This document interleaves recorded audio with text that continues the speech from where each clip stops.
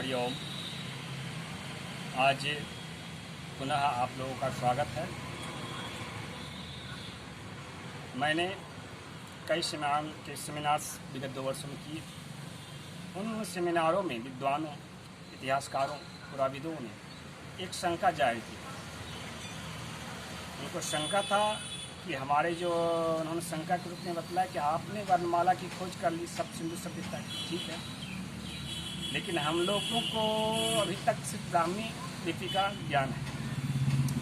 और वैसे जो विद्वान इसमें सब सिंधु सभ्यता की वर्णमाला की खोज में लगे, कृपया उनसे संपर्क कीजिए और हमें ये बतलाने की चेष्टा कीजिए कि आप इसका सत्यापन किस प्रकार से करें।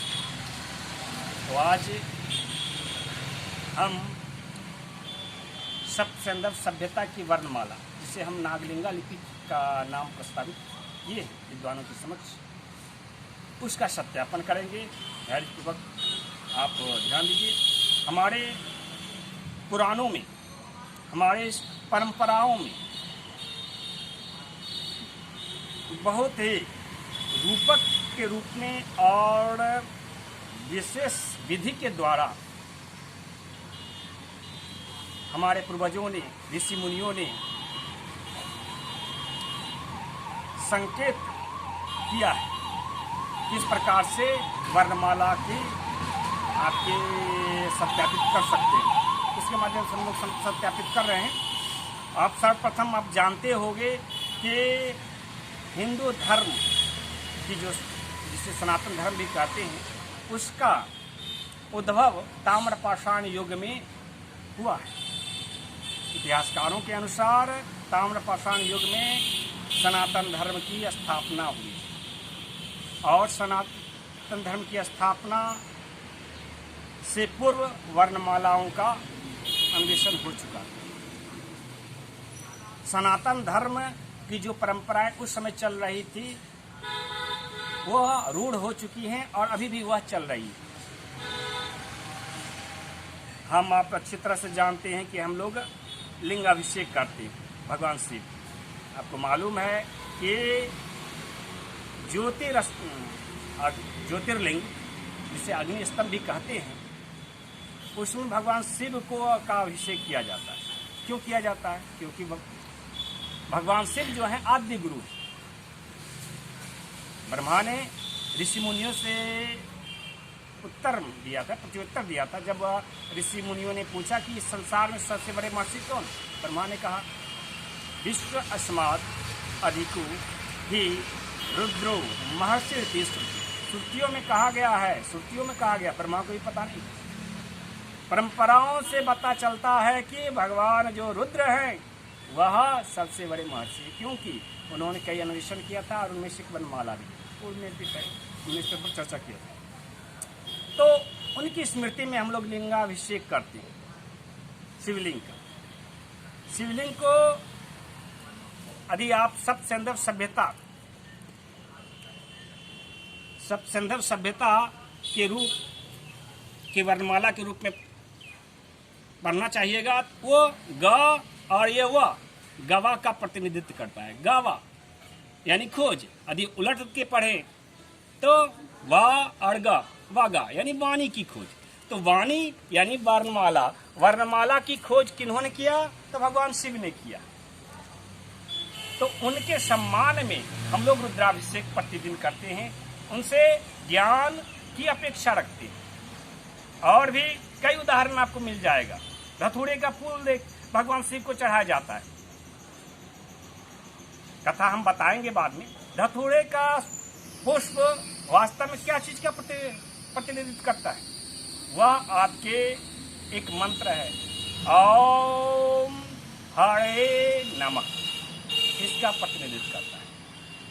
आप डायग्राम रेखाचित्र बना करके इसको सिद्ध कर सकते हैं। हम सांभवी मुद्रा, योग में एक मुद्रा है सांभवी मुद्रा, उस मुद्रा में तालु से जिह्वा को सटाते हैं।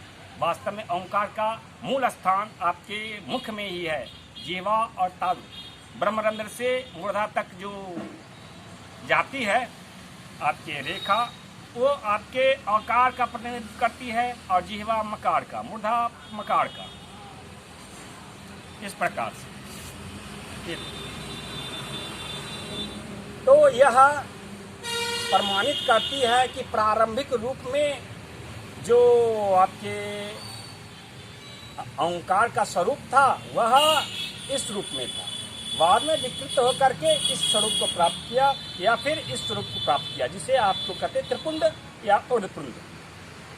प्रारंभ में यह तो ऐसा कहाँ किस पुराण में वर्णित है? हमारे समक्ष भागवत महापुराण, इसके 6ठ स्कंद और 8म अध्याय के आपके 6ठा श्लोक है, 7वां, 8वां, 9वां, 10वां श्लोक में इसका संकेत दिया हुआ है। आपके इसका संकलन 3000 वर्षों उपरांत किया गया था। इसमें विश्वरूप इंद्र को पुरोहित के रूप में अंग न्यास करवाते हैं। अंग न्यास, अंगों के में शब्द ब्रह्म को, अक्षर ब्रह्म का न्यास करने की परंपरा रही है पूजन से पहले। मैं श्लोक पढ़ता हूँ, यह नारायण कवच है। नारायण कवच में लिखा हुआ है, मुखे शिरस्य अनुपुरवयात् ओंकारादिनी विनिश्चित ओम नमो नारायणाय इति विपर्याम अथा अपि वा। मुख में सिर से, सिर की ओर, तालू की बात कर रहे हैं हम। तालू के पास ही मुद्दा होती है। ओंकार का विन्यास करना चाहिए। ओंकार कहाँ करना चाहिए? सिर की ओर, सिर की दिशा में। जिस तरह जब हम सांभवी मुद्रा की बातें करते हैं तो सांभवी मुद्रा में जिह्वा को तालु सटाते हैं, तो वह ओंकार मुद्रा ही कह सकते हैं उसको। उसे शिव मुद्रा भी कह सकते हैं, सांभवी मुद्रा भी कहते हैं, ओंकार मुद्रा भी कहते हैं।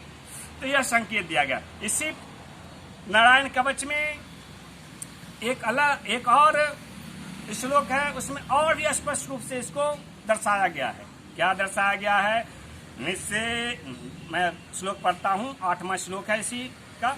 निषेध हृदय ओंकारम विकारम अनुमूर्धनि सकारम तो भ्रू मध्य नकारम शिखायादिशेत। प्रथम श्लोक, प्रथम पंक्ति है कि जो विकृति है, ओंकार को विकार के रूप में आप मूर्धनी पर, अपने मस्तक को भी मूर्धा कहते हैं, और मूर्धा आपके जिह्वा जन दंत पंक्तियां जहाँ पर स्थित है उसको भी मूर्धा कहा जाता है। तो दंत पंक्तियों का जो विकृत जहाँ पर स्थित है, उस मूर्धा का विकृत स्वरूप आपके मस्तक या इसको कहते हैं, मस्तक को कह सकते हैं, उसको भी मूर्धा के रूप में आपको संबोधित किया जाता है। तो ओंकार जो आपके वर्तमान में ऊर्ध्वपुंड के रूप में द्रष्टव्य होता है, आपके तिलक के रूप में, वह प्रारंभ में आपके इस रूप में ही था, इस रूप में। यह सत्य प्रमाणित हो जाता है। अब आगे बढ़ते हैं हम लोग। आगे एक रूपक है, लिंग का किस प्रकार से उत्पत्ति हुआ। तो पौराणिक रूपक को मैं फिर अगले पंक्तियों में दर्शाऊंगा। एक एग्जाम्पल के, एक उदाहरण के साथ इस सत्र को पूरा करूंगा कि गणेश भगवान को आजकल हम लोग मूर्ति के रूप में दर्शन करते हैं, वह गजमुख कहलाते हैं। वास्तव में वह अक्षर ब्रह्म का प्रतिनिधित्व करते हैं।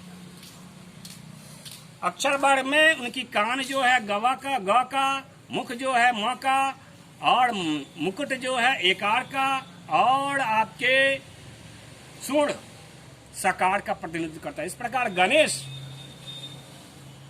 एक नाम है, अक्षर ब्रह्म है, उसको हम मूर्ति रूप में प्रस्तुत करते हैं। मूर्ति पूजा का प्रचलन सब संदर्भ सभ्यता के 1500-2000 वर्ष उपरांत हुआ है। पूर्व में अक्षर ब्रह्म की पूजा होती थी। कहा जाता है सतयुग में तप के माध्यम से ही, ज्ञान के माध्यम से ही ब्रह्म की प्राप्ति होती थी, धर्म की स्थापना होती थी, धर्म का प्रचार होता था। ओम जय जय श्री राम, जय नरसिम्हा।